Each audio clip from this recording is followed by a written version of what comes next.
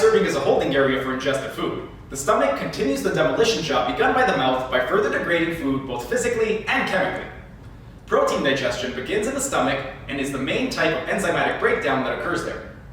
HCl produced by stomach glands denatures dietary proteins in preparation for enzymatic digestion. The most important protein digesting enzyme produced by the gastric mucosa is pepsin. In infants, however, the stomach glands also secrete rennin, an enzyme that acts on the milk protein casein, converting it to a curdy substance that looks like soured milk. Additionally, lingual lipase released by the minor salivary glands may digest some triglycerides in the stomach for a short time before the lipase itself is digested.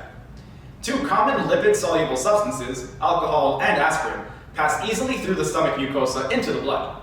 Both alcohol and aspirin may cause gastric bleeding, so these substances should be avoided by people with gastric ulcers. Despite the obvious benefits of preparing food to enter the intestine, the only stomach function essential to life is secretion of intrinsic factor. Intrinsic factor is required for intestinal absorption of vitamin B12, needed to produce mature erythrocytes. In its absence, pernicious anemia results. However, if vitamin B12 is administered by injection, individuals can survive with minimal digestive problems even after a total gastrectomy or stomach removal.